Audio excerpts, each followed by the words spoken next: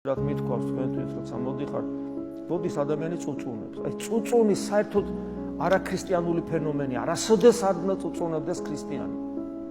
და წუწუნებს, დრტვინავს ამ დროს.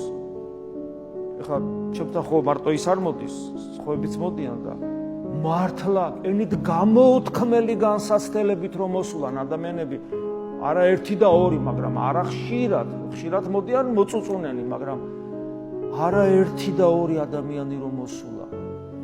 ისეთი განსაცდელებით რომ ესე იგი სათქმელათაც კი რთულია. და მე მინდა გითხრათ საოცარი რა ეხლა უცებ დავფიქრდი აი ამ წუთში რომ გამახსენდა ხო ის ადამიანები რომლებიც ესეთი საშინელი ტკივილებით მოვიდნენ რომ მე ხმა ჩამივარდება ხოლმე არ ვიცი რა უთხრა სანუგეშო სიტყვა არ არსებობს ესეთი ადამიანები არ წუწუნებენ რაღაც ესეთი სიმტკიცე აქვს შინაგანი საშინელი მადლის არც ღმერთს გმობენ რაც მე მაგალითები ვიცი პირიქით ღვთისაკენ იყურებიან, უფრო გუმხურალეთ, მტკიცეთ, რა შეუძვრელად, კლდეებივით ხდებიან. ამ დროს რაღაცა პატარა რაღაცაზე მოდის და წუწუნებს ადამიანს. როცა შენ იწყებ წუწუნს, გაიხსენე, რომ რა საშინელი განსაცდელები არსებობს, რა საშინელი ტანჯული მდგომარეობები არსებობს სხვადასხვა ადამიანებში და გაგიხარდეს, რომ შენ ეს არა გაქვს და მადლიერი იყავი ღმერთს.